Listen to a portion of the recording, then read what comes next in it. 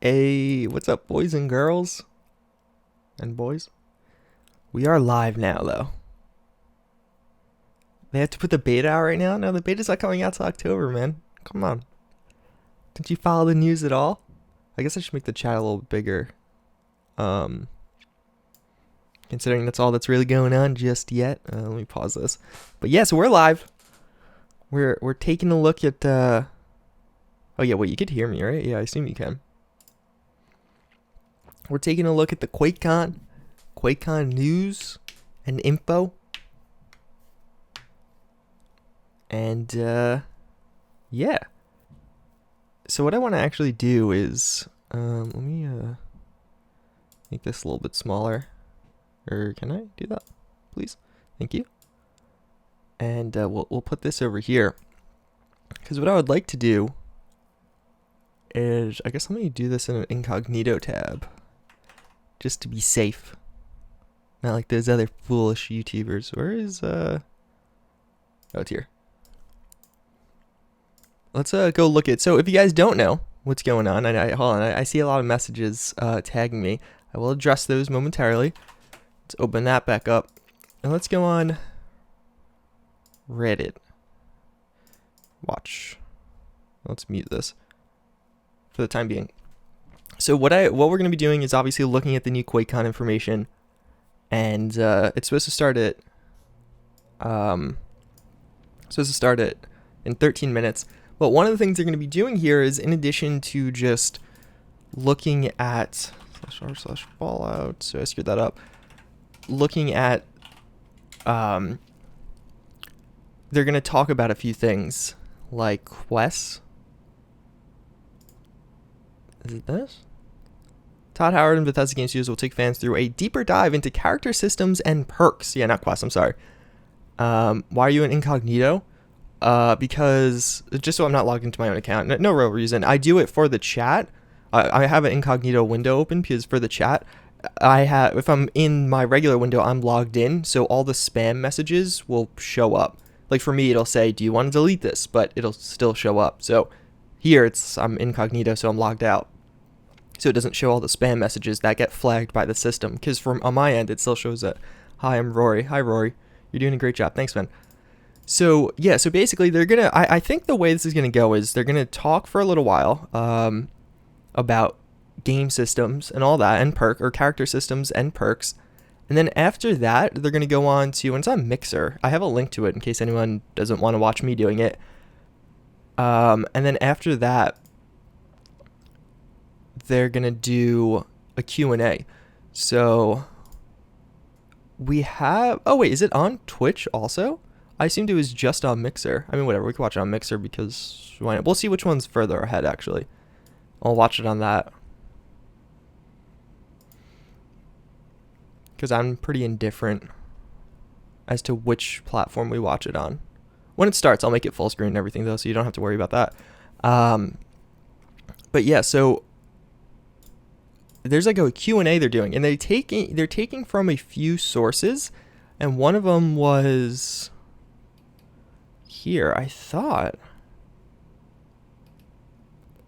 they had a post on here, unless it was on the Fallout 76 subreddit. How do I get there? FO76. And let's see. No, they have a Q&A going on, and they're basically going to take a lot of questions. I know on Twitter they actually asked about that. Am I going to have to log in? I could just use my regular account for this. And there goes chat. I know that because I tweeted it, like what questions wanted me. So I figured before this, like we could go over what questions I would like to see and stuff like that. But I think it was the Fallout account tweeted it, and let me put on my glasses so I could actually see.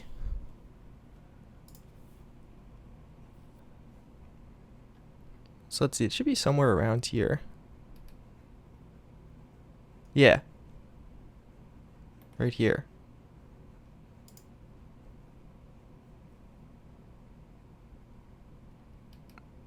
Well, they're doing a Q&A. Where was the tweet? Wasn't there a tweet?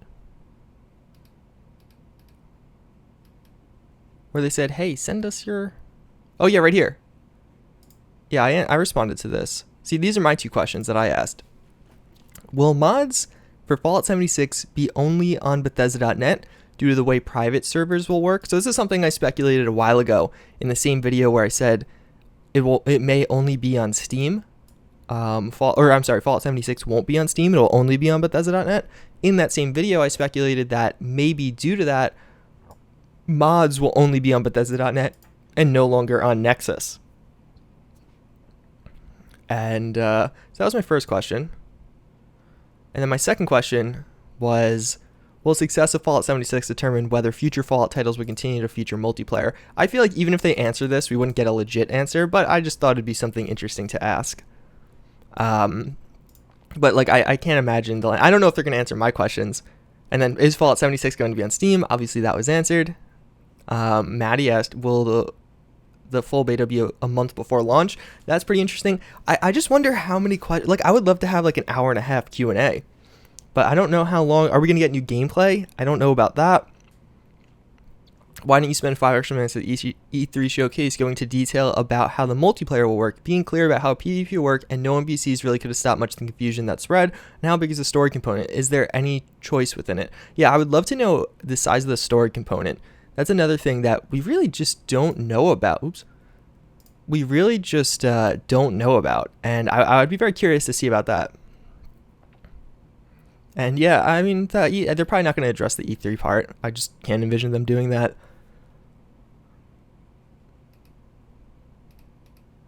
Let's see, what else? I wonder if there's any other interesting questions. What question? All right, so E? Wow, some guy asked for an E in chat, and literally everyone actually did the E.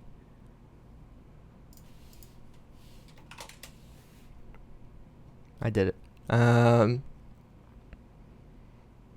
It's interesting how everyone's getting angry over this game. Have some faith. Wait, this is not a question.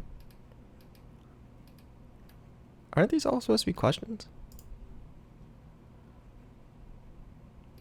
These are all responses. Yeah, this is like a big chain. Well, they're companions. Oh yeah, that's another good question. Are there going to be companions in it? Because, I don't know, that's pretty good. Everyone, how about this? How about instead of spamming E, we all like the video and subscribe? You don't actually have to do that, but hey, if you want to. I don't know, I'm really curious as to what, like, because weren't they supposed to have a Q&A with a no-clip documentary premiere? No-clip premiere Q and... What's the common way to say it? Q&A? Yeah, right here. Our no-clip documentary going to live on YouTube channel around the same time as our live premiere and Q&A at the E3 Coliseum. This Q&A was like nothing. Didn't they answer like 3 questions or 2 questions, or like didn't really do a Q&A at all? So like, or did they mean Q&A by Jeff Keighley? I don't know how you say his name, but did they mean he was going to do the questions? I thought the Q&A meant fans would be asking questions. Isn't that like the typical way Q&A works? Will there be some form of persistent collaborative building, something like community built capital city, maybe more than one? Or will... Oh, that's interesting. I would love to know the answer to this. I think that would be particularly interesting. Ben...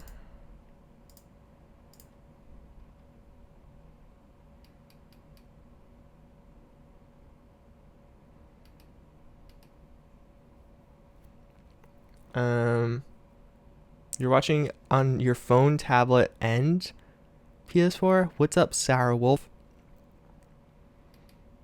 So we only have 5 minutes left. Was it challenging to craft the compelling story and non-linear requests without any sort of dialogue or human input? Well, there's dialogue, isn't there? I wonder if they're going to do like a focus on YouTuber questions or anything. Hey, JuiceHead, when are you going to do the video about pouring juice on your head? I don't know. Maybe when I hit 1 million subscribers, or 500,000 or 300,000? I don't know. Will Fallout 76 borrow features from the creating your own robot or contraptions? Yeah, I wonder if you'll be able to... It would be cool if you could create your own robot, especially since robots are going to have way more of a focus. But yeah, I would be curious. How'll sleeping work? I just assume there won't be it. Will it be like GTA Online? Cause passive mode. I don't think they have a passive mode. Thanks for the $2, bro. Snake Lord. I feel like I'm pronouncing that wrong. Yeah, thanks for the $2, bro. Appreciate that.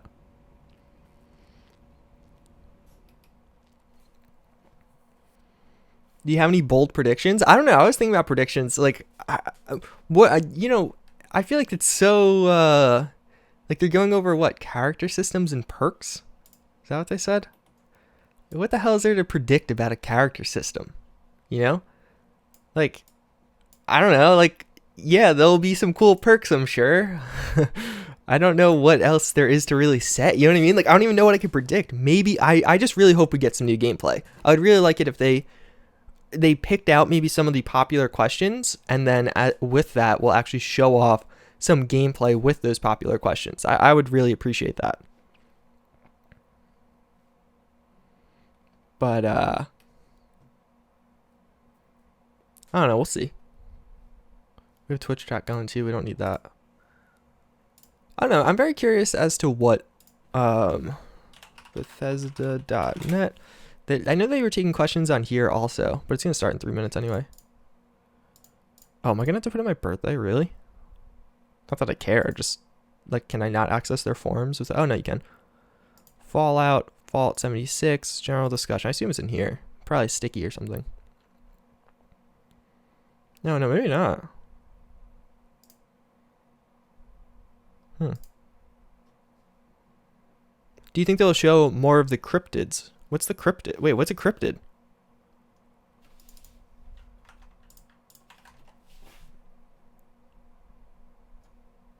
What do you mean? What the hell's a cryptid? These monsters? Is that like a slang term for like spooky monster? Let's say cryptids. Do I eat? I feel like I can't leave that up. Thanks for the $2 either way.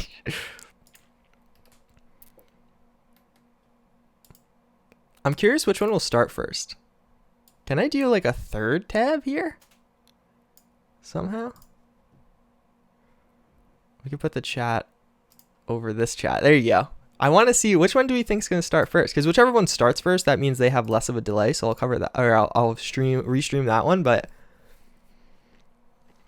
oh, like Mothman, Flatwoods Monster, those are cryptids. I mean, maybe. I'm sure there'll be a Q&A about some NPC thing. Again, my real question though is how many questions are there? Because they obviously got probably tens of thousands of questions, like unique questions.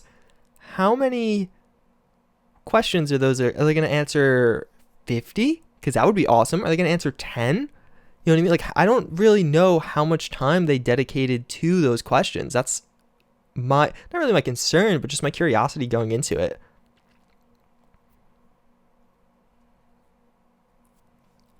Because I would love to have, like, I honestly, like, all right, character systems, perks, those things are cool. I would much rather, and let me take notes on this actually, because I don't know if they're going to, like, there's not going to be a VOD right away, right? And maybe on Twitch. But, like, I don't know. Oh, this one started first. All right, sorry, Quakecon. Or sorry, those dudes. Oh, I have to keep that open for the chat. Here we go, boys. All right, so I'll unmute it also. We kicking it.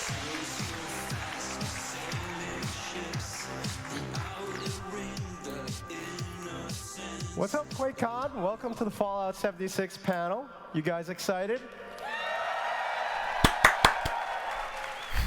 Who's that? I see some really cool cosplayers over there. Welcome. Yeah. All right, ready to get started? I'm Gary Steinman. Oh, somebody loves you, Todd. You should all put your masks on. we need a mask picture. All right, hold on. Where's he going to post it? He doesn't have a Twitter. All right, there we go. Love it. That's awesome. Can you be my daddy, that guy said? So I'm Gary Steinman, and for the next hour, I'll be chatting with a team from Bethesda Game Studios, picking your brains about Fallout 76, getting the answers to lots of questions we gathered from a lot of you guys in the community, the tough questions that they've been dying to hear answers for. But before we jump in, I'd love to play the official trailer for Fallout 76, the one we debuted at E3 Why? 2 months ago. Because honestly, I could watch that trailer again. We've all seen it, though. Again and again. So why don't we all watch it together again right now? Why? Like, we've literally all seen it. Let me lower this. I'm going to talk over the trailer. If you haven't seen it somehow, I'm sorry. I'm ruining it for you. Wait, what? To be clear, what did they say? It seemed like they're going to be way more focused on answering the questions, which is really cool. That's much rather what I'd see. So that's I would say good news. But they also did say they're going to go over the level systems or the character and perks or whatever shortly. Not again. Yo, again, wasted time. Like, what is it? It's like a 3 or 4 minute trailer. Like, do we really need to see this? I'll turn it up so we could hear the beautiful song. Also, actually, before, do you guys want me to put chat in slow mode, or do you want me to keep it in regular mode? Just say like slow mode or regular mode in the chat, and I could switch it. I have to sneeze. So that if the bombs do come, our way of life will endure. I muted it so you guys didn't have to hear me sneeze. Should we sing along? Virginia. We got one slow mode. I don't know the words. Alright, there's a lot of people saying slow mode.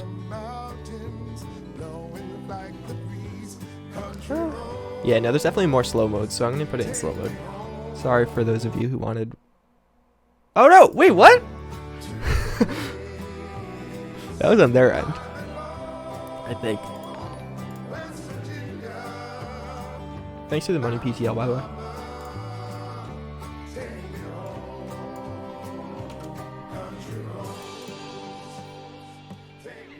For when the fighting is stopped and the fallout has settled, you must rebuild. Not just walls, not just buildings, but hearts and minds. More people wanted slow mode, man. Come on. Ultimately, America itself.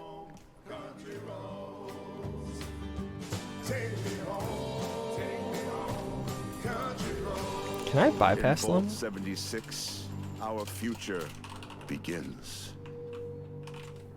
Oh yeah, I could bypass slow mode. Alright, so let's turn it back up.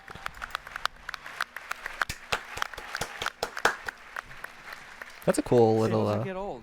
No, it doesn't. Design. I mean, Everyone started clapping. I got goosebumps. Yeah. It's like a That was religious awesome. experience, like a communal experience, hearing people, watching some of you sing along to the song. It's amazing. Yeah. Stuck in our heads forever. So let's get started. I'd like to introduce the team here, starting with Development Director Chris Meyer, who also happens to be a local or extended local. You're right down the road in Austin. Austin, Texas. I've been there since '95, so Yeah. it's a great city, Austin. Project leader Jeff Gardner.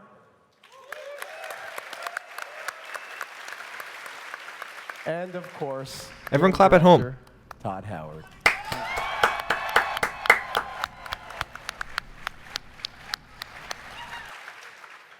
So, And Gary. and while I introduce myself, well, I'm Gary. Gary.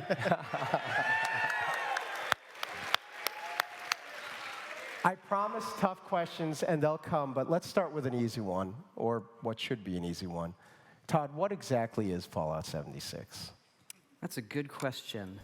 I mean, the short answer is, I think people know, Fallout 76 is an open-world RPG set in the Fallout universe that has a lot of systemic and survival qualities.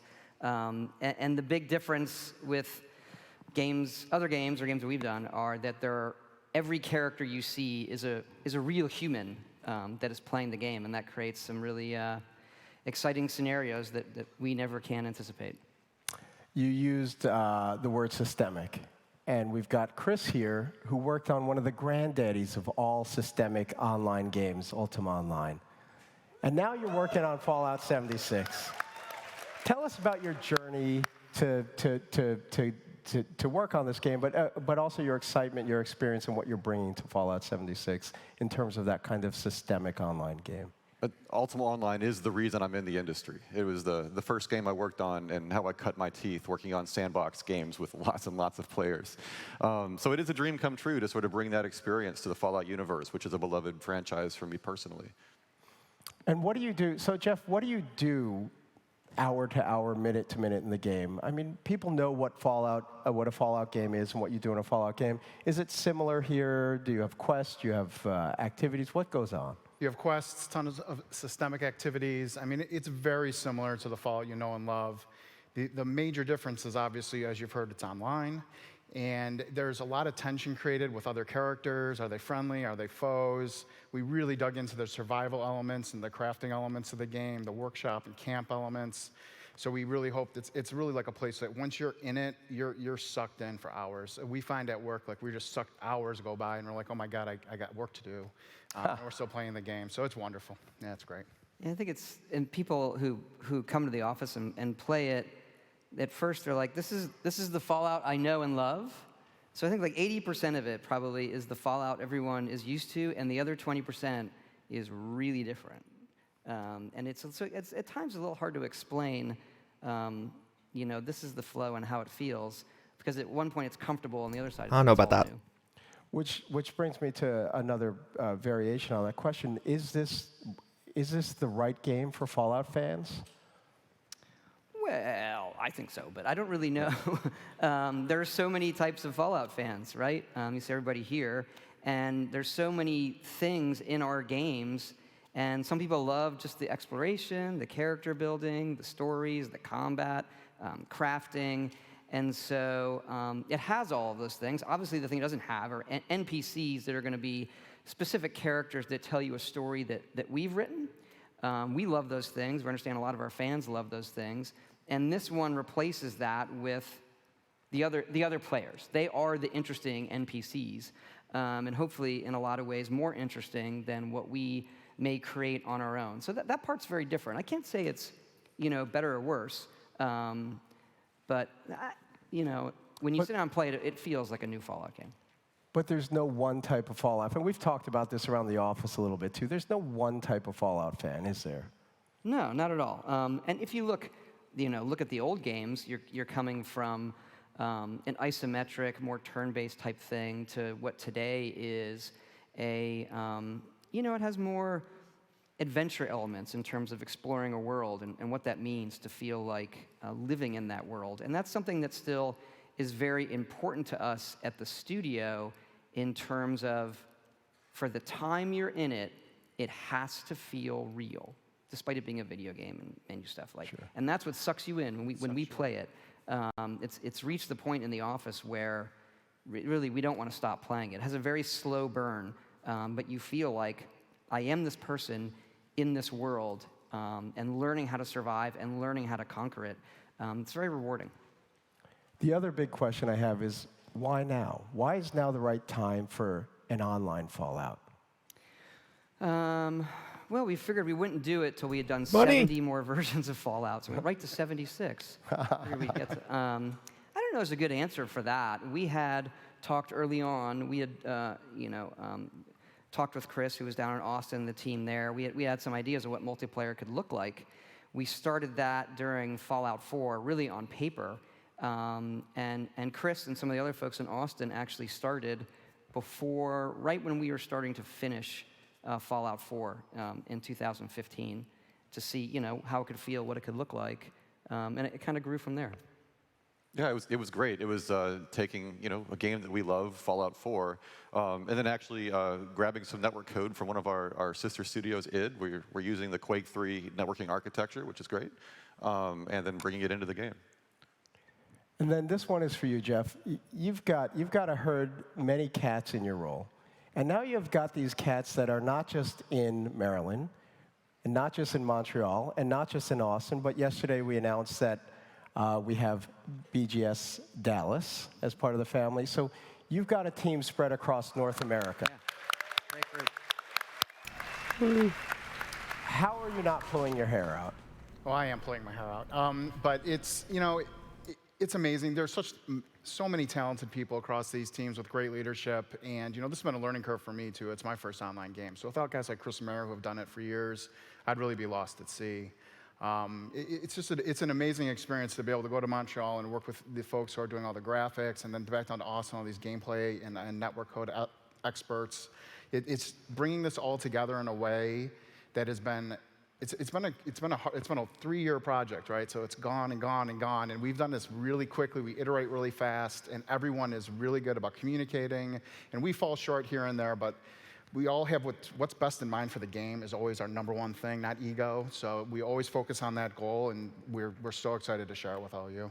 And for you, Chris, They've really not said you anything yet. recently joined, or relatively recently joined the BGS family. What's it like, the culture here, and how did you adapt to becoming part of the BGS family? Once I got over the awe of actually being a part of Bethesda Games, they make franchises that I've loved forever, starting with Morrowind.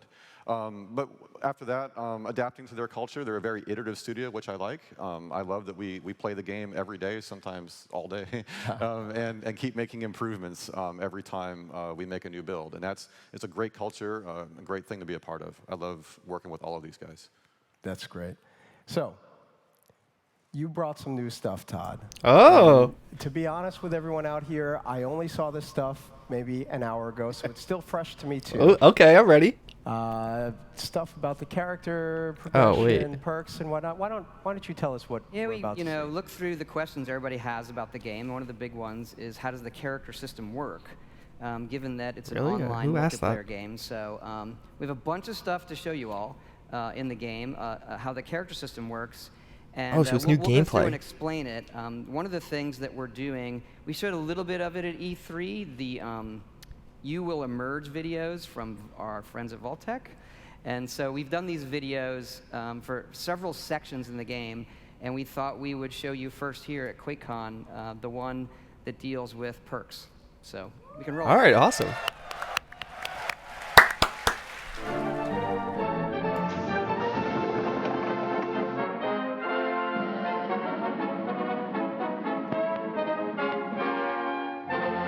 You will emerge.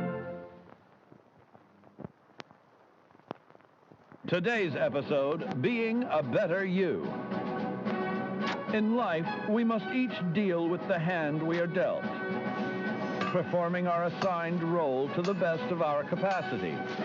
But after total atomic annihilation, you may find the hand you were dealt has been reshuffled. Yes, gone are the simple days of yesteryear. Now the common workman must also be a covert operative. The farmer, a master of the martial arts. The ice cream man, a nuclear physicist. How will you make sense of it all? Simple. Turn to your official Vaultec training materials. With these powerful tools in hand, you'll learn to make the most of your natural abilities and better understand what makes you special. Use them to be the best you can be, or someone even better. Your survival depends on it. With your future secure, share your newfound knowledge with others for great benefit.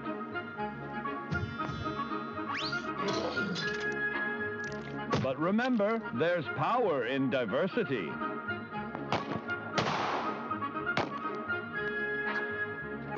Sometimes who we are isn't a choice at all. In fact, at a particular point in your young life, you may notice that your body has begun going through certain unfamiliar changes. No, it's not puberty, it's mutation. Thanks to our old pal radiation, your DNA has become more interesting. See here? You've now gained the unique abilities of a marsupial in exchange for a mild neurological impairment. Now you've learned how to be a better you.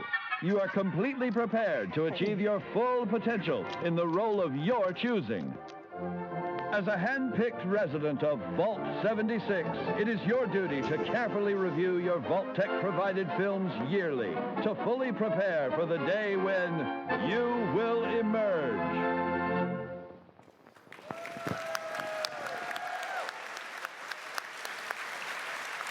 Wait, there's no gameplay. Okay, Todd.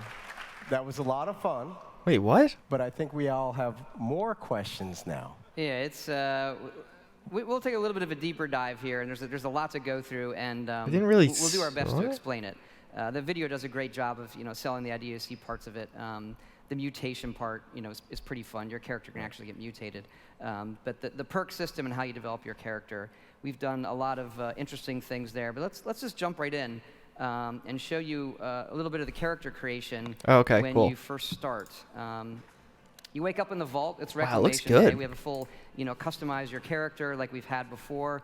It's even better now, and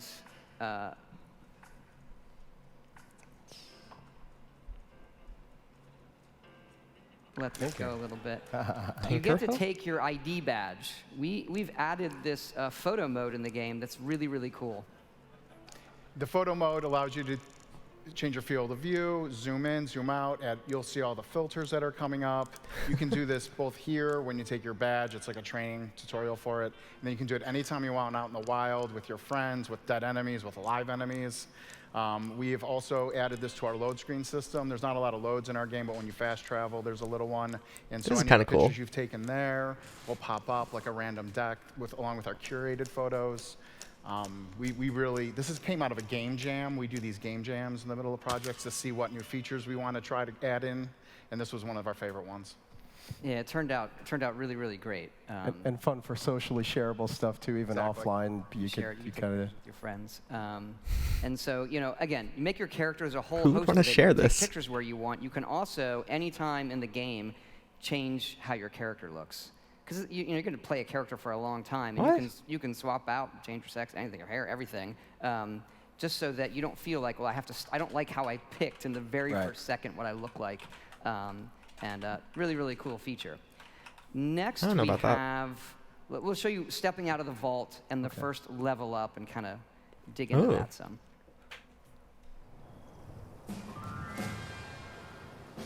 So you get if you hit Does it level look 2, when laggy? you step out, you kind of complete the initial vault thing. And the first thing you do when you level up is pick a special that you want to increase.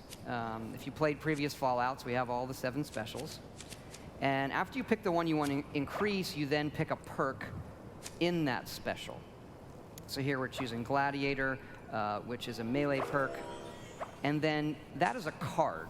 As you can see, the perk system, the perks are cards.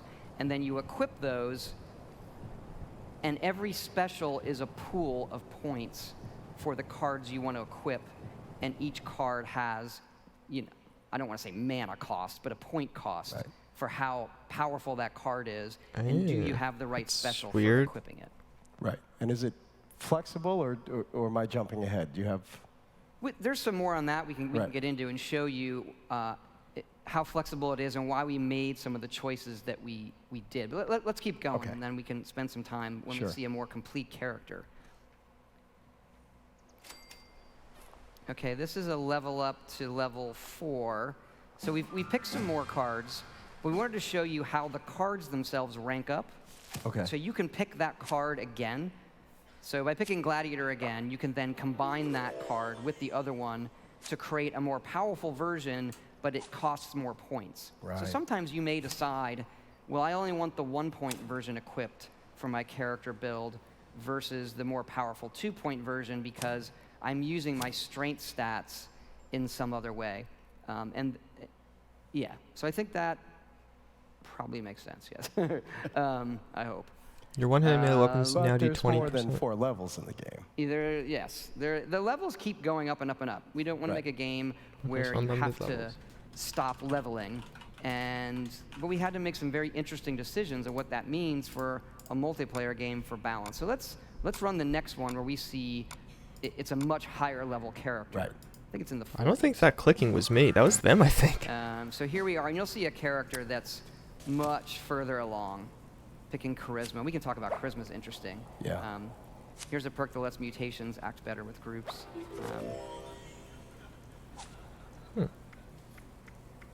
Revive other players with And liquor. so I like you can this. pick any perk that you meet the requirements for when you level up. There's no randomness there.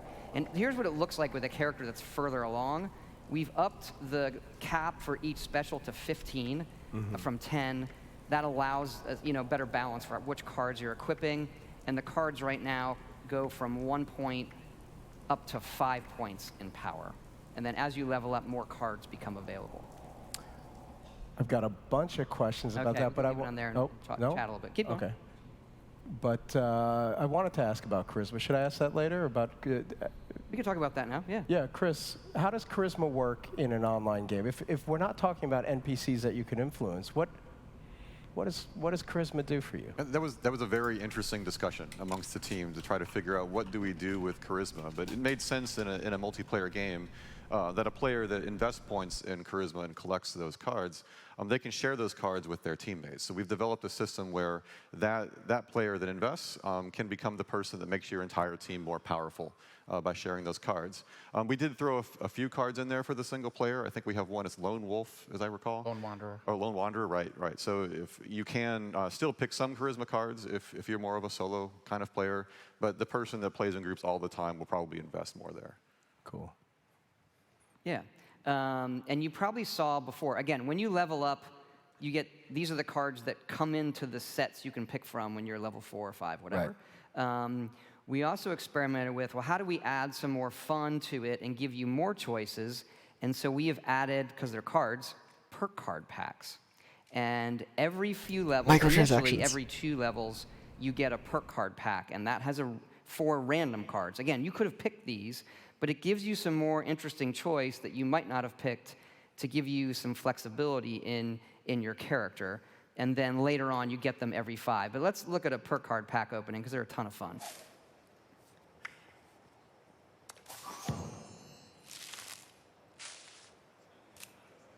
We do have gold. That one's great. We have gold cards that animate. Of course, you get a joke and a stick of gum. Nice. And the gum, actually, for fun, is a very slight. It reduces your hunger for a while if you chew the gum. Nice. And so they're a ton of fun. When you hit that level and you're like, oh, it's level 6. All right, I get a pack. You get to pick your regular perk and then also see like, okay, I got these other ones. Is there something I want to swap out? And that's something good to talk about is the swapping right. Of the perks. Right, because you mentioned that the packs help you discover something you might not have known you wanted, but how flexible is the system, Jeff? Sorry, Gary. Go ahead. You can swap out perks anytime. Generally, again, to reiterate, when you level up, you pick a special. You get a point in that special, which is the pool of points that you can slot perks into. You also get to pick 1 perk per level. Generally, you'll pick the perk from the special you chose, but you can also pick other perks if you have available points. And then these are wild cards. So every 2 levels from level 1 to 10, and then every 5 levels thereafter, you'll get one of those perk packs. And what they allow you to do is to experiment with some other builds and cards you might not normally have played. Remember, you do start with 1 point in each special, so you will have unused points from the beginning too, where you can try just slotting these in right off the bat. What we have found is that allows players to go, hey, what are these luck perks? And why do I really want to search containers for extra ammo? And as you play a survival game, you go, wow, getting extra ammo in containers is really valuable. And those, remember, you can also share those perks. So if you have perks to share ammo and you share that on your team, every member of the team can then find more ammo in containers. And these all rank up. So eventually you're getting like huge bonuses in the amount of ammo or food you're finding, or your carry weight's a big deal in this game. A lot of interesting back and forth with developers on how much you can carry or not. And you see those cards at first, you're like, well, that's not as cool as being able to do plus 20% damage with my pistol. But in a survival game, being able to carry more means you'll be able to carry more pistols. So there's a lot of ways that interplay, and there are so many cards in here, hundreds, and you're able to really do these cool builds and swap things in and out. And then I'm on a team. I have a great perk for this team that you might not want to carry. Lone Wanderer is a perfect example of that. Lone Wanderer, as soon as I play that when I'm playing solo all the time, because it gives me a bonus to my experience and damage. And as soon as I get on a team, I turn that off because I'm on a team now, it doesn't work, and I'll equip a different card that I can share with my team. So when you say builds, you're not really talking about sitting there and having multiple kind of decks. You're talking about having more of a baseline and then making little changes here and there quickly and easily. Is that a kind of a correct way of putting it? Or?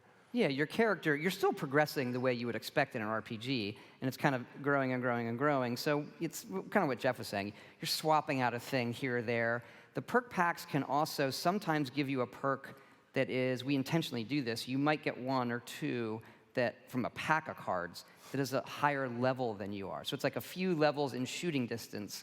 So you say like, oh, I didn't even know that was a perk. Maybe I want to pick agility on my next level up because the game has given me this other perk and I just want to try it out. The other thing is, this is the multiplayer part of it, that when you hit level 50, you don't get to pick any, you don't get to give out a special point anymore. So that doling out strength and all that stops at level 50, but you still get to pick cards. So that gives us a continuing thing where, okay, I hit level 73, and I'm still like, you know what? I never got to pick that perk, because again, there's hundreds of them. I'll go pick that one. I want to try it out. So you're not, but we're still capping the, the power curve ramp that in our other games, like a Skyrim or a Fallout 4, just like your character keeps getting more and more and more and more powerful, and we knew we couldn't really have that in this one. You talk about the discovery of perks, too, and how you might discover them in a card pack. You might see your friend using one that you never thought you'd use. Have any of you, in your own internal playtesting, found a perk that you never thought you would use that you're like, wow, this is really cool? Chris? All the time. Any recent examples? Well, I remember when I first started playing the game, I did exactly what Todd alluded to, or Jeff, where I always picked the % damage perk. Because I'm thinking, okay, I just want to do more damage. As I played the game and discovered there's a lot of value in doing things like building up your camp and doing a lot of exploration and gathering resources, I started to actually take perks I would have never picked in a single-player game to reduce the amount things weigh so that I can actually carry more junk. So I can then bring that back to my camp. And I find that I'd swap that out a lot. Like if I'm playing by myself and doing more exploration, I tend to use those kinds of perks. But if I play in a group, we typically have some objective in mind. It's something we want to go and kill, and then I might swap some of those out for the more traditional damage perks. Yeah, Jeff, anything for you that emerged recently that you didn't think you would use, but now you're using? I can't think of anything particular. I did get one of those weird mutations the other day, though. They're a lot of fun, too. So I was playing, and all of a sudden, when you have a lot of rads is when you're susceptible to mutations, like in real life. And then I got a mutation called Bird Bone, but I didn't realize I'd gotten it, and all of a sudden I was over-equipped, which is always a frustrating experience in a game. And I'm like, why am I over-equipped? And I looked, and I had this perk, and it let me jump extra high, but it lowered my strength. So again, like the way the dynamic systems work is incredible. And you can spend a lot of time in that perk menu, but remember, it is a live game, so make sure you're in a safe place.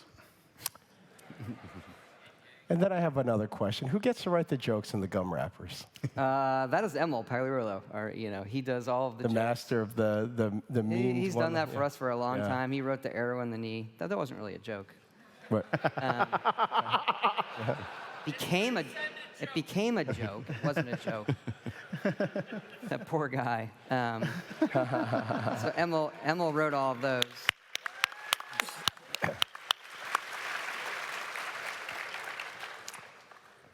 So let's switch gears. I want to get to some of the questions that we've gathered up from the community.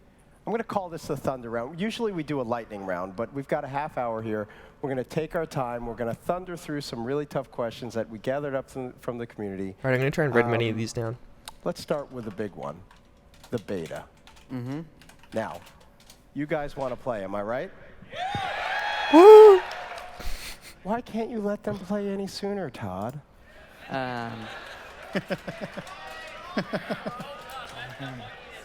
Imagine he says, yeah, you can. There's a lot of chatter.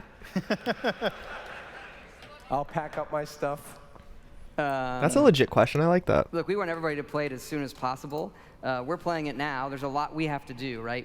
There's things that we know we need to change and fix before we get it in everybody's hands. And the other thing is, even though people are going to start playing the beta in October, this is a game that we're going to be constantly updating. So everybody's feedback is really, really important to us.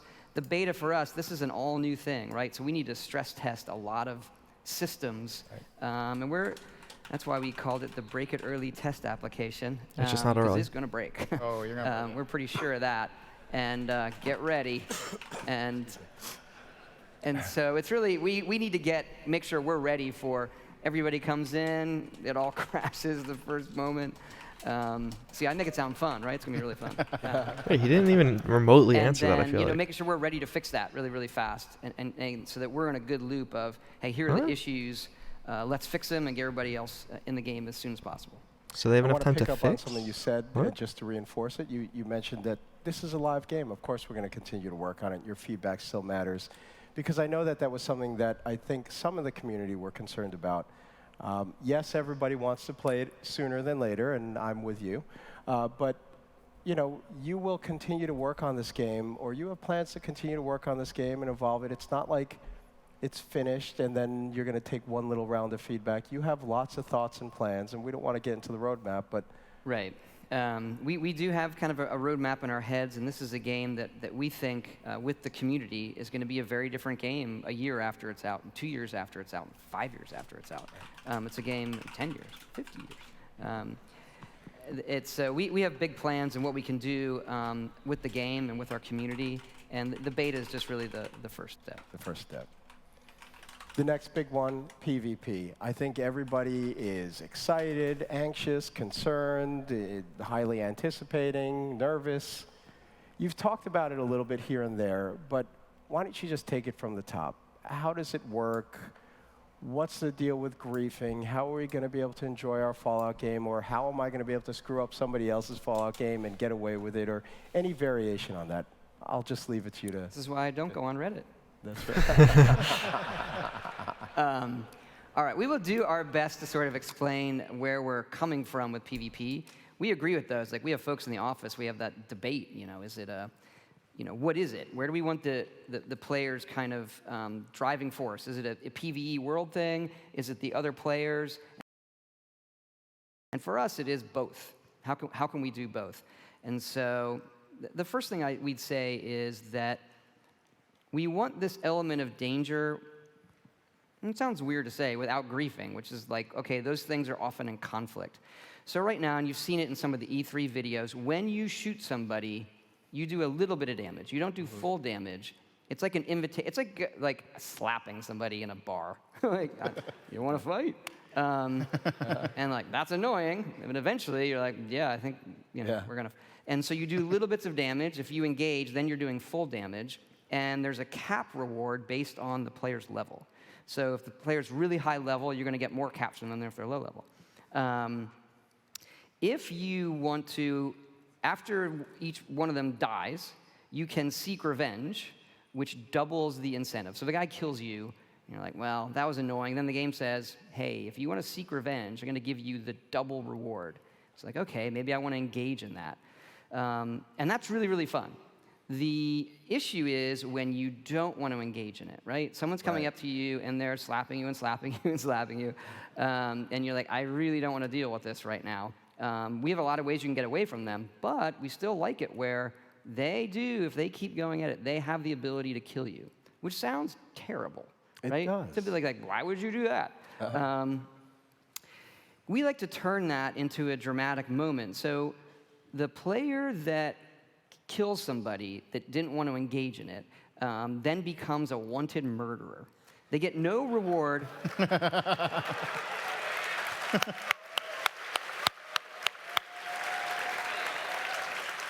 That's like the first applause of the panel. Murder! And so there is no reward. You get no caps. You get no XP. You get nothing for becoming a wanted murderer, except for the kind of social incentives people have online to be assholes. Right. Which evidently there's quite a few. So what do we do with that?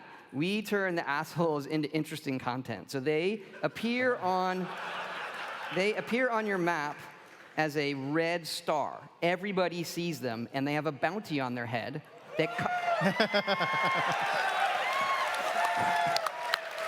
And that bounty comes out of their own caps. Oh. And That sounds amazing. I They just want to can't say. see the other players. So on the map. And we did this. We had this idea. Like let's turn it. Like let's make them interesting content. And it is when this happens, when anybody murders somebody while we're playing in the office, everyone sees on the map, and it is like it's awesome. Like Yeah, that's one of my favorite Yeah. stories there. So the other day we had a big internal test, and we had played for hours. And towards the end of the test, I had leveled up. I had actually started early, and so I was higher level than a lot of the other people. And I saw that red star, and I was almost about to log off, and I was like, oh, now I'm going to get somebody. So I had built a sniper rifle, right? I found a hunting rifle on a super mutant, and I built a little scope, and I extended the barrel, and I was like, I finally get to use this. So I fast traveled near them. Now on the map, remember, you see where they are. It's not super up. It's a little relative, so it's not super pinpointy, but you'll know generally where they are. So I'm sneaking, because when you sneak in our game, your appearance on the map disappears, no matter what state you're in, except for wanted. So my pip doesn't appear, and I'm sneaking, and I see him in the building, and I see him moving around, and he comes wandering out, and I took his head off with my sniper rifle. And he drops down. I go running up. I loot his junk. I danced, took a picture over his corpse, and logged off.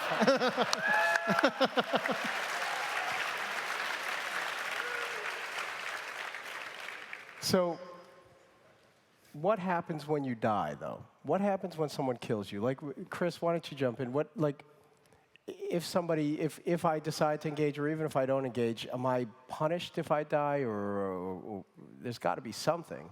Yeah, for a long time, we tried testing where there was no punishment at all. And that took all the sting out of death. People used it to their advantage to travel back to various points, and it didn't feel right. But we didn't want to make it too punitive, because we do expect people will die, and there's no save games like a single-player game. So what happens when you die is you just drop your junk. And junk isn't worthless. You need junk to build things in your camp, or to make better guns, or to make better armor. So what it does is it creates a loop where you go out and explore, you create some junk, and if you happen to die, that's all you drop. You don't lose your awesome power armor or any of the guns that you've collected. But then you have to make a decision. Is like, was that enough junk that I need to go back and get it? Or is that something I can live without? And what people will do is they'll go back to their camp, and they'll put their junk back in their stash, which is safe. Nobody can take things out of each other's stashes. And we've also seeded the world with stashes as well. So if you know where some of the stashes are, it's always a safe place to store the junk that you've collected. So just enough so it'll sting, A but little not bit of a enough so sting. that it'll really deeply hurt And you. it's also a little bit of a reward for if you manage to kill somebody, there's usually something there with them. Nice. And the thing with junk is it's nothing that you can't just re-get if you just keep playing. Like Right. that's that pile of it. But if you just start exploring, you'll collect more. So it's sort of like, well, that was sunk time. Do I want to go back and get it? And that happens on PvP. So if you do kill somebody, their junk drops, and you get to pick it up. You get the caps from them. Right. You can take the junk, but yeah. But it's just a little grindy time, and you got it back. It's the just, junk, you know, we like it. We put it in. It's Yeah. just enough to make it where before you head into a dangerous area, before this, you would just run into a dangerous area. You don't really care. There's no penalty to death. It's like you just fast travel back. And then once we did that, it's like you just stop a little bit. Like, well, don't want to take a moment and like collect myself, store the junk before I head into danger. If anyone remembers Fallout 4, screws are very valuable. So Yeah. if you've got screws in your junk, you want to store them. Yeah. You And can't how- decide between like Yeah. this awesome-looking gun or a desk fan. They both have equal. How does respawning work, by the way? If you die in a dangerous area, but can you respawn anywhere? What goes on there? Respawning always takes, you can respawn anywhere you've unlocked, just like Fallout 4. You can fast travel wherever you'd like. The closest point to you is free, and the entrance to Vault 76 is free. Beyond that, you have to pay caps based on how far away it is from you. So if you decide you want to take that opportunity to go way far to a corner of the map, you're going to pay a small caps cost. You know, speaking of the vault, going back to PvP, it doesn't kick in until level 5. So that gets people into the game a little bit and understanding it before people start saying, hey, do you want to fight? Do you want to fight? Because otherwise, they'll just hang out. Because everyone comes out of the vault. So you would just like set up your camp on all the turrets. That happened for a while. You're like, I'm really excited, I got the game. Remember, for people who have more questions on PvP and can already see some exploits that might not be fun, we do allow you to ignore and block players too. So you can actually, when you die, or at any time, honestly, but especially when you die, we have an option there for if you're just done with that, you can ignore them for that session. Then they can't see you on the map. They won't be able to still mess with you generally, unless they can find you. But this is a very big game. It's very hard to find people unless you know exactly where they are. You can fast travel easily. We also are entering a pacifist flag, so your bullets won't do that slap to people. So you don't have to worry about, I'm fighting something, some idiot jumped in front of my bullets and tried to get me in PvP. We're allowing you to turn that off too. People were abusing that in the studio. Yeah. The pacifist flag. Well, no, they would wait till you go shoot a creature, and they would jump in front of the bullet. Right.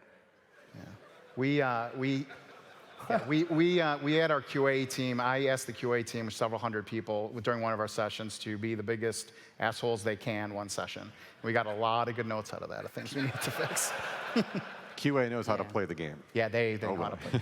I do have one more question about PvP, which is if you are a higher level character with higher level armor, higher level weaponry, how do I even have a chance? And I get the slap mechanic, but if I want to engage and I'm a lower level character, am I just going to get destroyed instantly?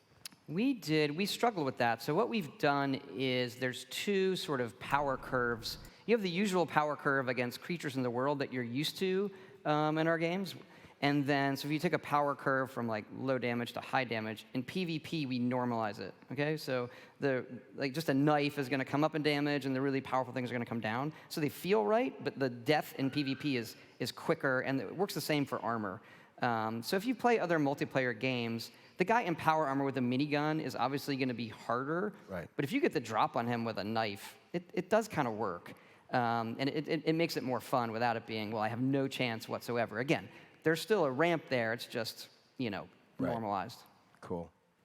Nukes. And you get the caps, all right? So that's the other thing is, Right. why do I want to go try to Wait, kill that sounds kinda a stupid. level 100 person in power armor with when I'm low level? It's that my reward is going to be way higher. Excuse me. Yeah. Nukes. Very cool. It's a little feature.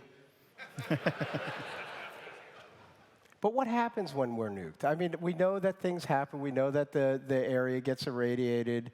You get Things an are alert when it's destroyed. in your There's, area. Come on, man. Higher level loot, higher level enemies. They talked about this. But let's say I have a camp in that area. What happens to my camp?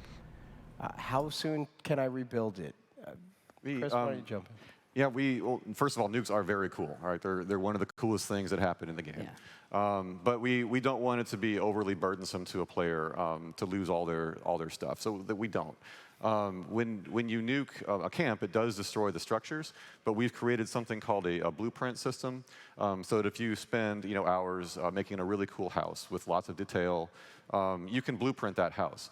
So it's very easy to replace it in the event that it gets destroyed by a nuke. It also makes it very easy to move your camp. So even if we're not talking about destruction with nukes, if you decide you want to relocate your camp to a different part of the map, and you can pack it all up, and you can put it somewhere. And of course, the terrain is going to be different, but because you've blueprinted your house, then you can usually find a way to jimmy it so that it looks good when you're replacing it. So it's very easy to get back to where you were. So The other thing with that is that the camp destruction part is really, it's easy to repair it if you want to leave it where it was, but we did the camp destruction exists. It's not really for like, hey, go blow someone's camp up. We realized when we put it in that is a griefing mechanic, is like someone wanders by and then you build a camp and you like imprison them. Now they have no way to get out. So they need an ability to damage the walls just to get out of the prison you have built for them. Right. So it has less to do with, hey, we want other players to come and blow them up. The camp is also good for PvP, where someone engages with you and you lure them back to your camp. There's Ashley Chang in the studio. You can build like musical instruments, and he built his camp, and he's sitting in the middle of a road playing a tuba. Huh. And he's on this platform, so burp, burp, burp, burp. And he had built all these turrets in the foliage you can't see. And everyone's just like, this guy in the tuba, like, and then the turrets go, he's just like killing everybody. He's like, the whole time. It's awesome. I forget where I was headed with that. I don't know. I don't know what the answer Yeah. is. The camp right. intersecting with PvP stuff. Right. And the other thing with moving it around, that was key because the game's so big, you come out of the vault and you find a place where you're like, this is where I'm going to build my camp. And then you play like 4 more hours and you're like, I shouldn't, like this view, I like this place better. So people tend to put their camp down, and then as they progress through the map, they are finding new areas, and then they kind of settle in, like, okay, I really like this spot. So you move through the world, you meet friends, you're playing with others. How does communication work? Because I know that you've put a lot of thought into that, and that's even evolved a lot in recent days, months, weeks. It has. And this was in the E3 stuff where we had the emote wheel we have, where you can emote, and we have the Vault Boy cartoons. It's really fun.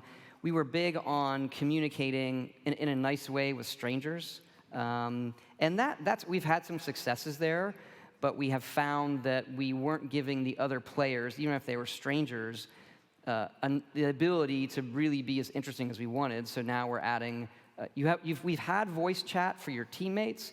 And now, if you want to turn on your mic, we have voice chat for all of the strangers, which really lets them communicate, and it's a very, very different dynamic in the game.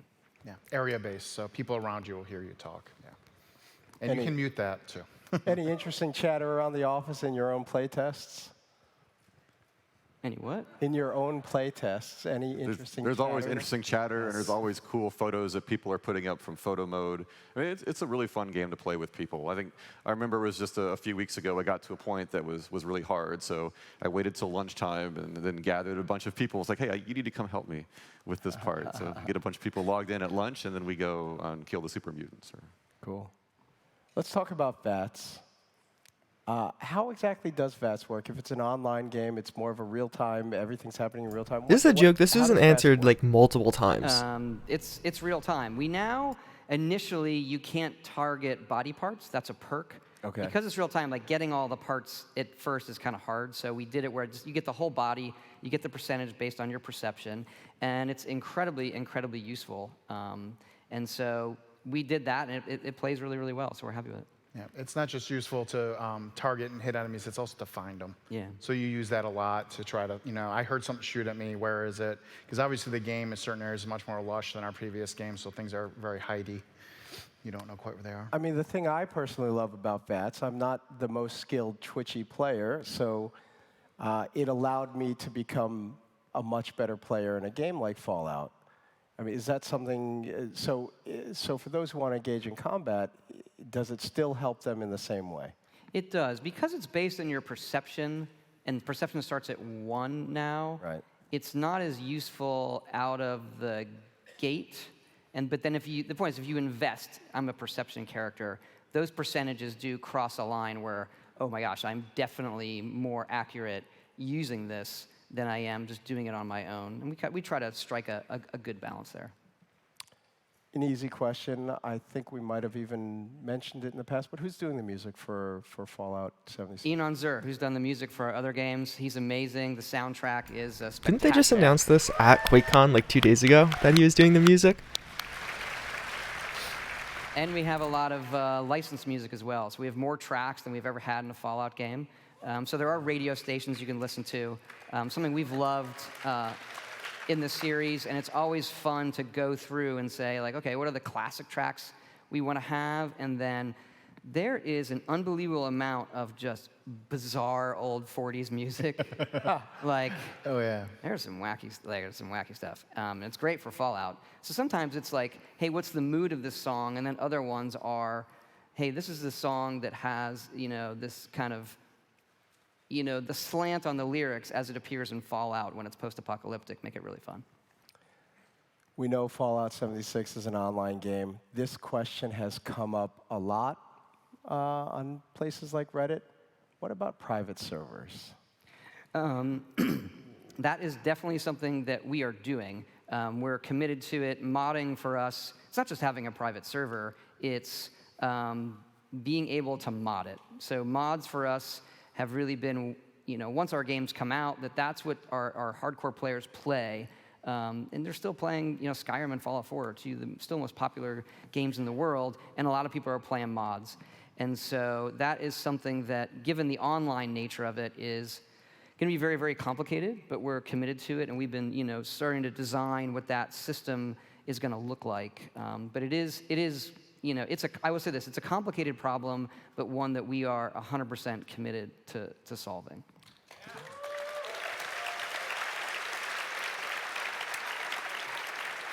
So that says to me they're not even that close. wraps us up. I think we got through the questions we had.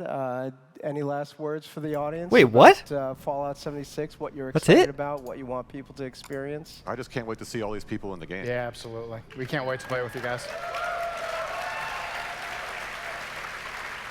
I would say really it's, seeing everybody here and what our fans have meant to us.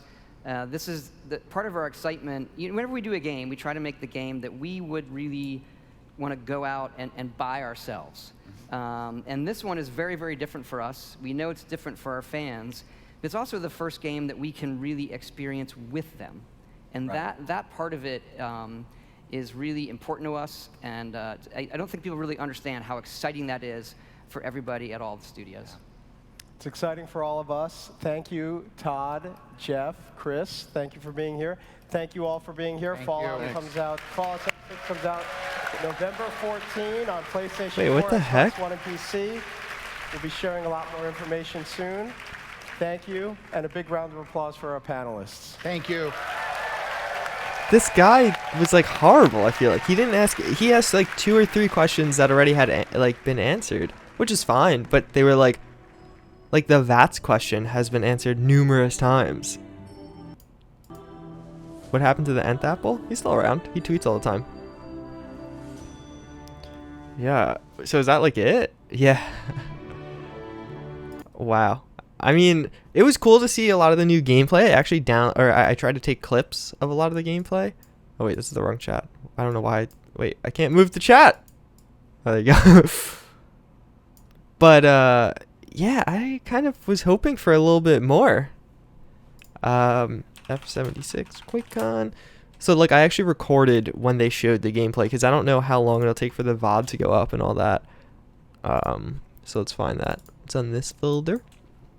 But yeah, I mean, I don't know, man. I really wish I'm happy they showed what gameplay they did. I understand why they didn't want to show necessarily a ton of gameplay, but the questions sucked. Like there was thousands of good questions to be asked, and like none of those were hard hitting. Like the Anon Zur question, they tweeted that like 2 days ago, which yeah, not everyone's gonna see it, but when you only ask like 10 to 15 questions, I would try and focus on some stuff that wasn't tweeted 2 days ago by an official Twitter account. And then the same thing with the VATS question. That had been asked in numerous interviews at E3, and like even if you just Google Fallout 76 VATS, you'll find many answers to that question. I don't know. I just would have rathered a more hard-hitting, something that hadn't been covered 4 or 5 times already in the past, considering we're only getting, like a short look into it. Yeah, and like I feel like the whole like the first 10-15 minutes they didn't really say anything. Like they were talking a bunch, but there was no like nothing interesting.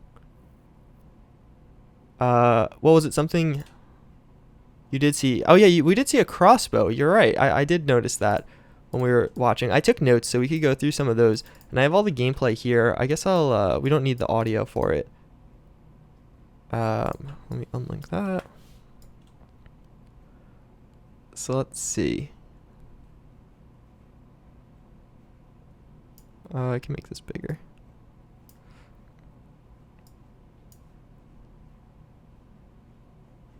But yeah, I mean, it was cool. It's nice to get an in-depth look, and didn't they allocate an hour? Like the guy it seemed like he ran out of questions.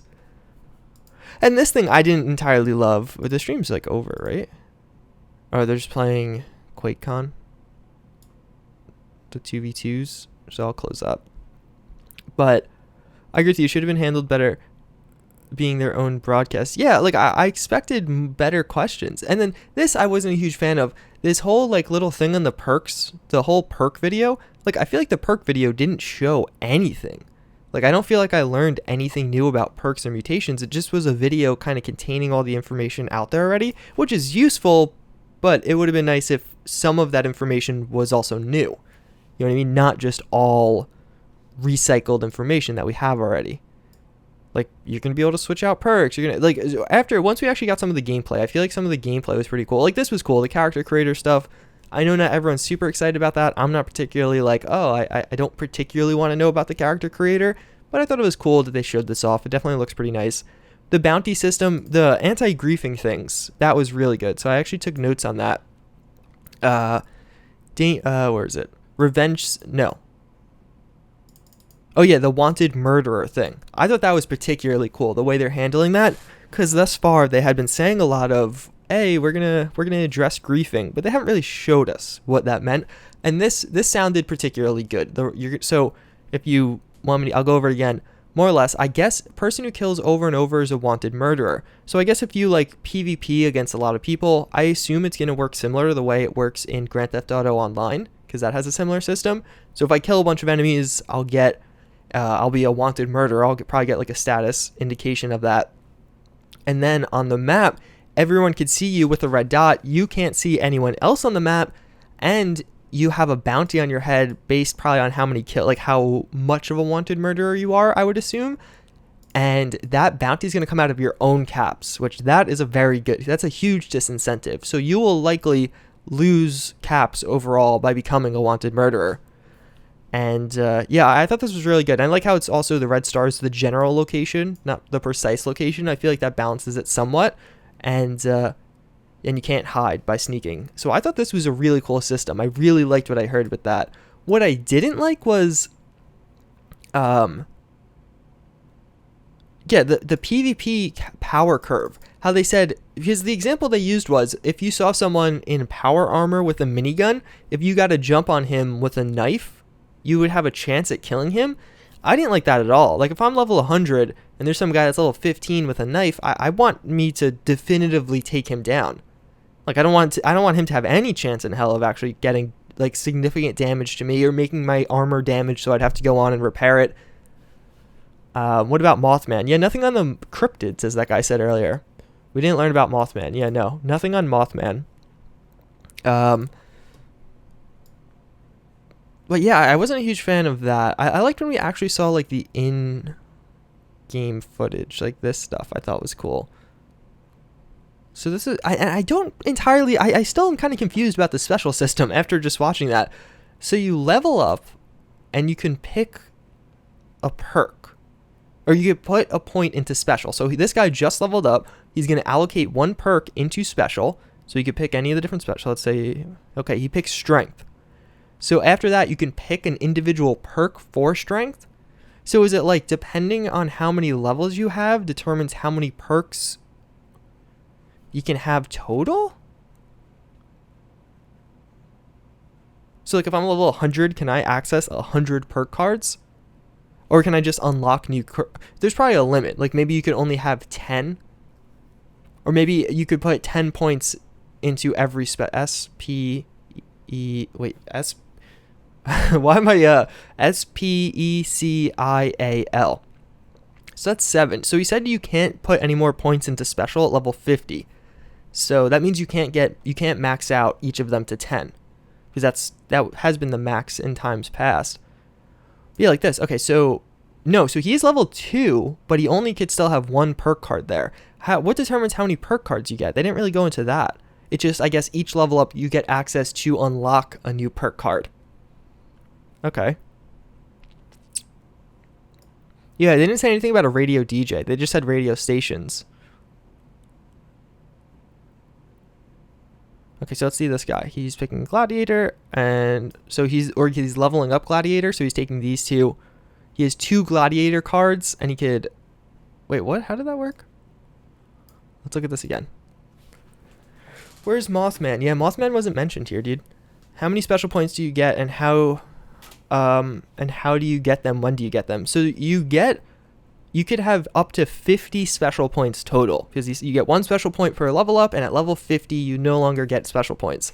So what that means is at level 50 you'll stop being able to get special points. You could probably reallocate the ones you have, but you'll continue to unlock perk cards. So 50 special points total. You could allocate them on different special. All right, so here the guy levels up. He's level 4. So he's going to pick strength again. So what is it? Wait, go back. He picks strength. So it says owned.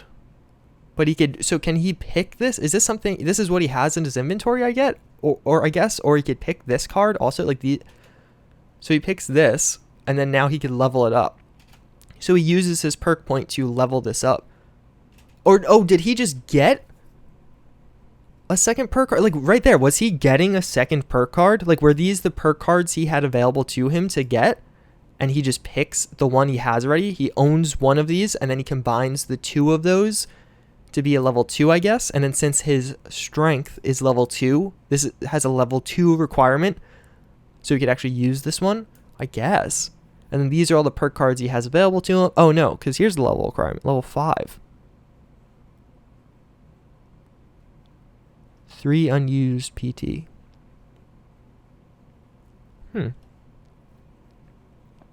Yeah, he got a second one. So he got 2 of the same, combine the 2 identical ones into 20% damage. Okay.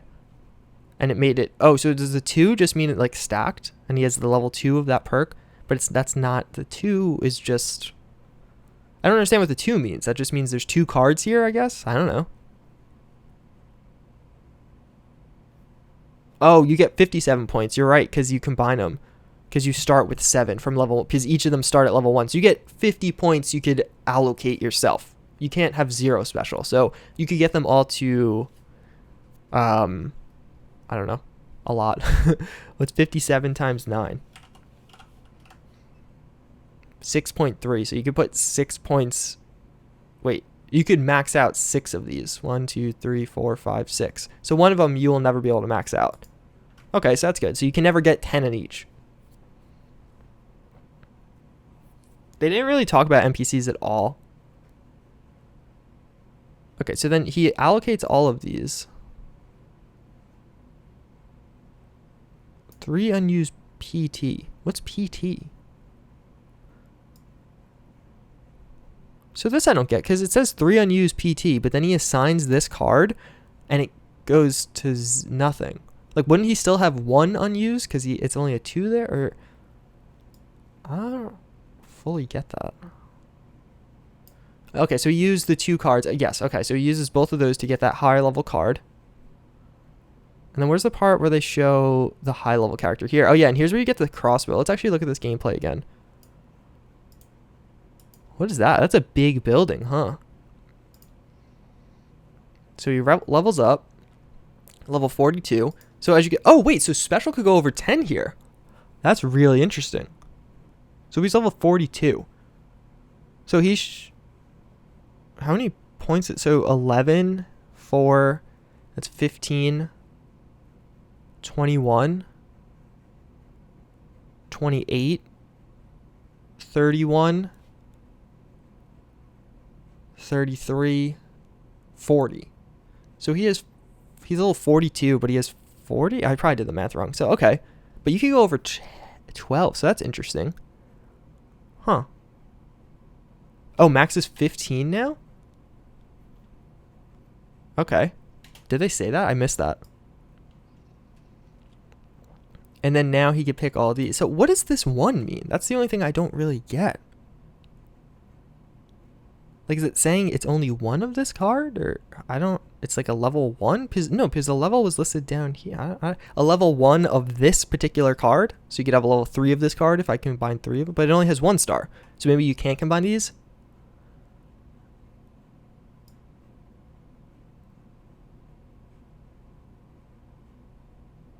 They made a video on YouTube?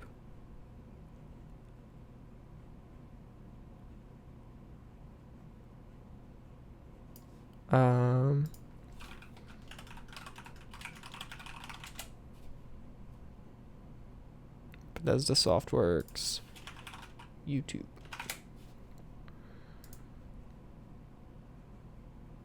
So that's a level 1 card. Okay.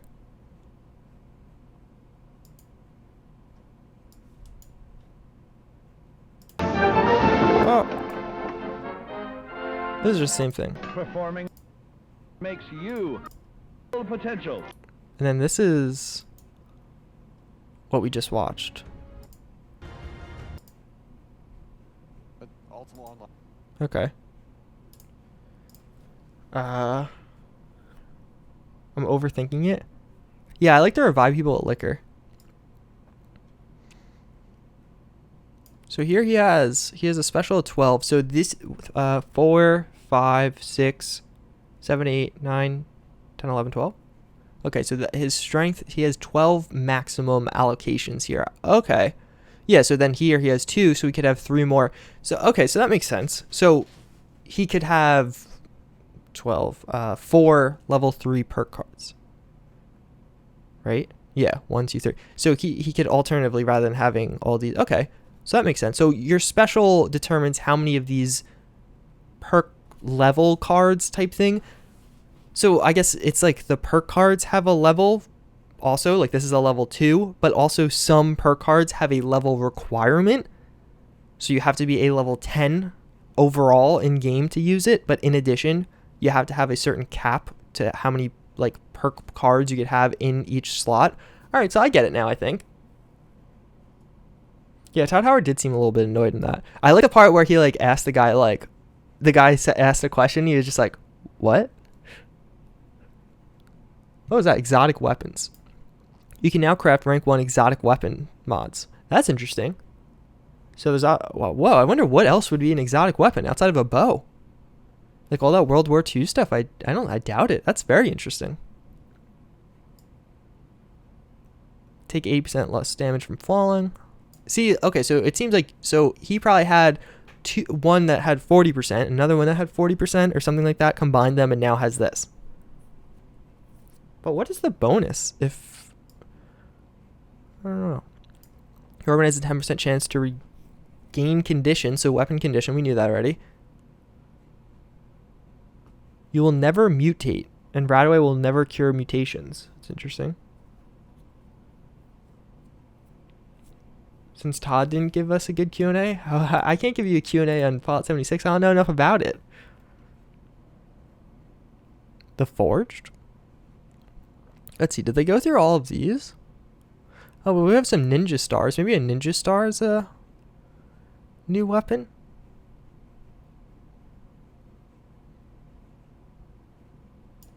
Is that an R91? It looks like an R91, doesn't it? This is an R91 for those who don't. It's like the Fallout 3 assault rifle.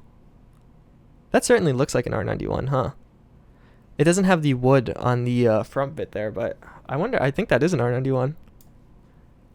Crossbows? Yeah, we saw a crossbow in the gameplay. I think it was here? Yeah, right here, crossbow. Yeah, I guess a crossbow, a bow would be exotic. But what else? Like a ninja star? Like for a whole perk to be it, that typically means it's like a full weapon category, like heavy weapons. But maybe there's only a few. And that was this last bit I recorded. Oh, the perk packs. Yeah, so what was the deal with this golden card?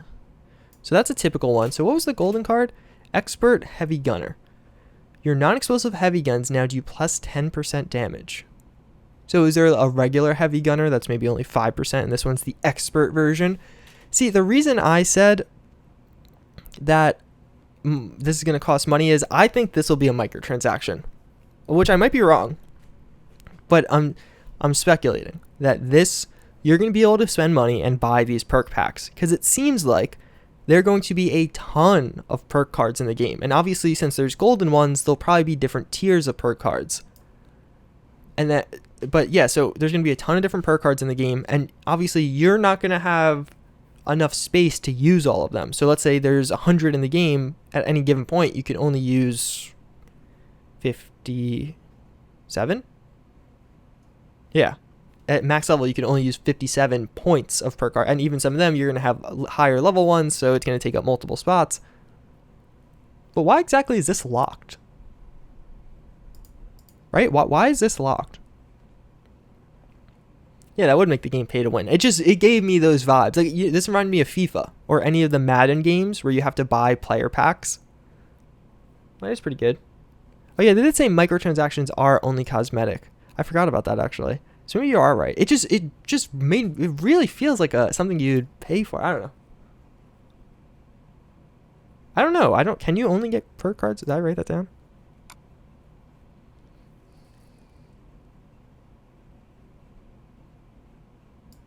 They said gold cards, but I didn't write down if it's only from these packs. Maybe.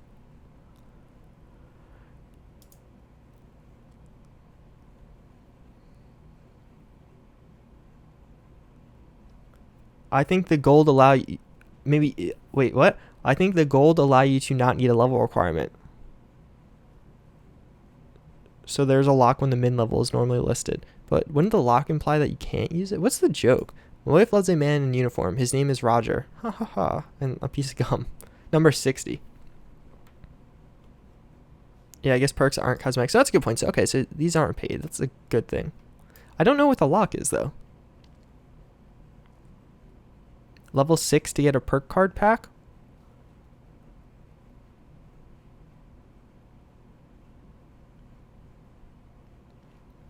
You get the perk packs with level up every 2 levels till level 10, then every 5 levels. Oh, okay. Yeah, no, I understand why this has a lock on it, but I'm saying, why does the gold one have a lock? Because if we go back, when did they show perk cards off originally? There was another one that had like a level. Where was that?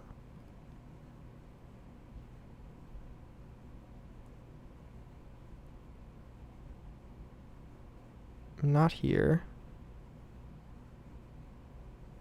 Yeah, see, this one actually, it has the same lock, but it says level 5. Why does the gold card not say... Here, I'll make a mark here. There's no level. You know what I mean? Like, it's locked, but how can you use it? Like, what... Is it not a level restriction? What is the restricting me from using this right now? It's a higher tier? Like, this is what? Strength? Is it just because your strength is... No, it's your strength isn't fully occupied. Yeah.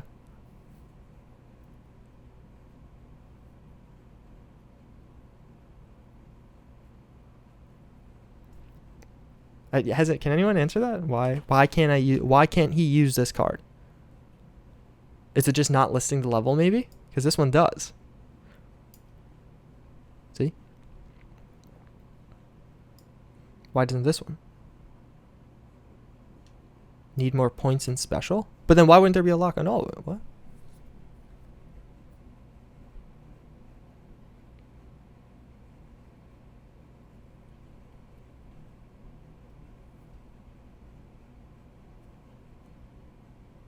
It just doesn't show you the level? Okay. Not enough free S points? You have 2 S and 1 card in there. Maybe it is you just don't have enough S points.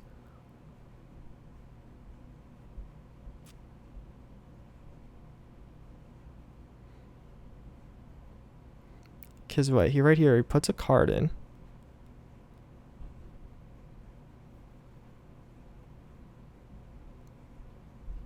Yeah, I guess, is it just because he has a card there already? That's interesting. Because the lock, I mean, I feel like the lock implies that...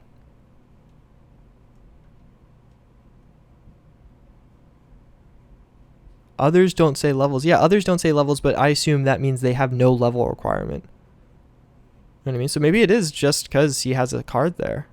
I feel like that's not right, though. Like, this one has a lock. This one has a lock and it's endurance because he's not level 5. Like, his character isn't level 5 here. His character is only level 2, right? Because he has 2 strength. He allocated 2 special points thus far. Yeah, you could have multiple strength cards. Look, you see it on this character at the end, right? Oh, no, it was at the end of this one. Yeah, see? See, but this... No, it can't be that, because it can't be the slot thing, I don't think. Maybe. Because here, he's using... like, shouldn't all of these... Oh, no, because he's not maxed on this. And is he maxed on Charisma? 2, 2... Wait, what is that? Why is that one different? right? Happy Camper is a different color.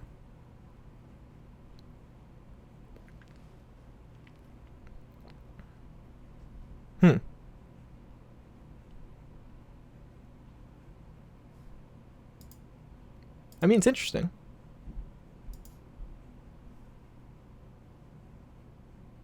He is way too low in level. But you're everyone keeps saying the level, but then why would one card have a level requirement clearly listed with a lock, and then the other one just doesn't? Just only some cards list the level requirement. That's the thing. Maybe it is because strength is fully occupied.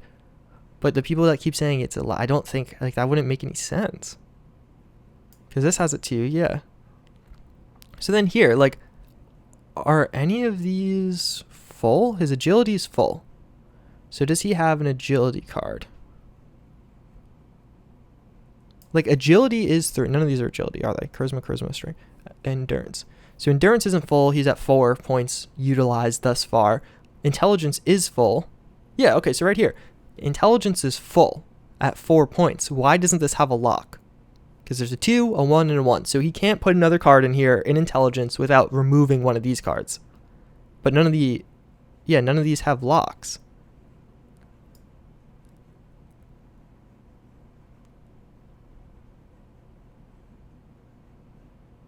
I don't know. Maybe it's you need a certain amount of points in this special tree, I guess. I don't know. It's just interesting how it's not listed, while it is listed on this one.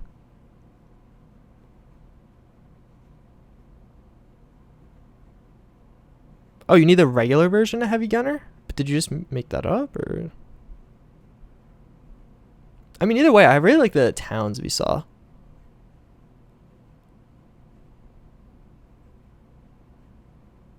I didn't like this gameplay trailer particularly, but I thought it was pretty cool to see some of the town, actually see the towns in a less cinematic way, even though we only saw them briefly.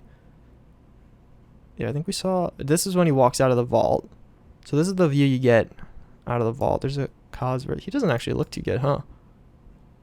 It's a little artificial there for some reason. That's it. Wow. So that's fairly far away, the view distance. I mean, this might be a insider build. But that's because that smoke is moving, and that's. This thing goes through the perk. See, I would love more gameplay like this. Just give me a half hour of raw, unedited Fallout 76 gameplay of someone just playing the game. I feel like it answers so many questions. Wait, what did that say? Survive until level 4. Okay, so he completed a challenge, and for that unlocked this. So this particular challenge was survive. So there's going to be challenges, evidently. It's interesting. That car doesn't look too good either. Dry cleaning. And, so it's boarded up. So they're going to do that same thing. I mean, naturally, but that building looks boarded up too, almost. The church you can enter, but it looks like this building and this building will probably not be enterable. Which I hate. I hate that they do that. I mean, I understand it, because I don't really see much else going on here. What's that? Maybe just a heart, but it looks like it would be like a faction logo. Oh, trading post.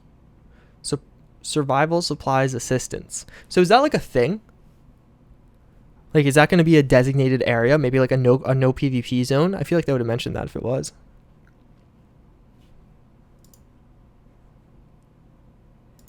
Let me go through this. And then now let's see what do we see for this one? This I thought looked really cool. This building, it looks like a super duper version of what's it called? The movie theater thing from Fallout 4. The settlement. I forget the name. Yeah, maybe you need Heavy Gunner to use that perk card. Maybe you're right, but no one else was saying everyone was saying you just don't have you're not the right level, but then I was saying it's interesting. Whatever. They don't show gameplay because it's modded Fallout 4 DLC. I mean, multiplayer would be pretty freaking cool as far as Fallout 4 DLC went. Starlight. It looks like a giant version of Starlight Drive-In.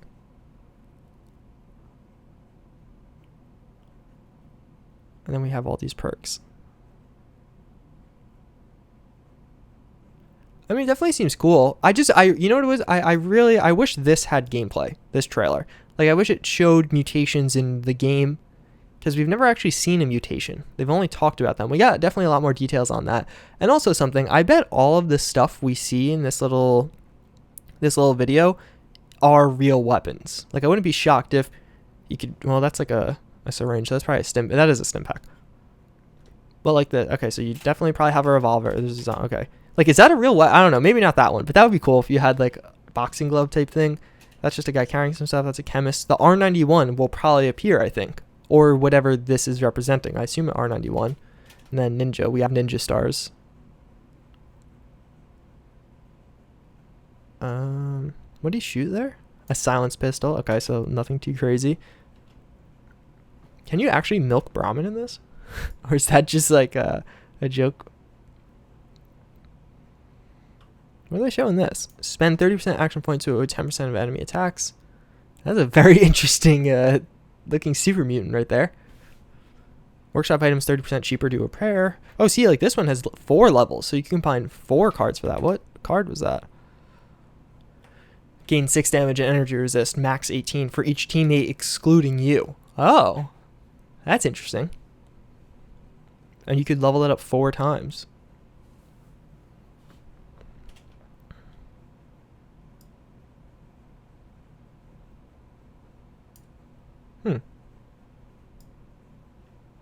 Yeah, let's see. What do they show here? Like, I mean, I would assume these all correspond to real weapons. So those are some cards. That's the same cowboy. That is an escape. So a cleaver. Yeah, there'll probably be a cleaver in the game. And they might have confirmed that's a jet. A peel cue, yeah. Pull cue. I don't know why I said that so weird. That'll definitely in the game. Grognak, I'm sure, will make a return in some capacity. What was that? Oh, the giant sloth. Oh, that's interesting. That's new. This kind of sword. I wonder if maybe that would be... Maybe they'll expand this whole, like, Grognak and actually add in some swords, too. Because Fallout 4 had swords, but nothing like that. Nothing in this style. Really. This is a laser pistol? With a scope, it looks like that. Is that a shotgun or a repeater? Maybe it's a shotgun. That's a Molotov. Yeah, because I saw a character using that thing before. Yeah, this thing. Like, what is that? Oh, is it a black powder rifle? That is what it is, huh? Or a flintlock rifle? I can't tell the difference. I think it's a black powder rifle because that looks like the little loading thing right there. Can you be Grognak? I mean, I'm sure you could get close to being Grognak. I don't know, it looks cool. I'm going to make a video analyzing all of this, like actually breaking it down, like everything that we saw today. And I'll probably make a comprehensive list of just like, here's all the new information from Quakecon. I might have it. The bare arms is the perk you didn't see. Oh, okay. How does jet work? Well, oh yeah, that's a good point. How does jet work? I don't know. Maybe maybe I'll just give you a different bonus. But yeah, I think I'm gonna wrap it up here. Thank you all you guys for tuning in. Again, if you want to subscribe or like this video or anything like that, I will have a lot more coming in the Fallout 76 category. I'm gonna be breaking down all of this, looking at all the new perks we saw, looking at all the new information we just got from this presentation. So as always, again, I thank you all for watching. I hope you enjoyed, and I hope to see you all next time. Later. I wasn't ready to stop streaming, so now I'm awkwardly... Actually, one thing I will be doing, though, I'm going to upload all the gameplay we saw. Just as a video that's easy to watch, so you don't have to scroll through the other thing. I'll probably do that today for those of you who want to watch that. But, yeah, see you guys later. I have to get to this. I have to pee really freaking badly right now. But, yeah, thanks for watching, guys. Bye.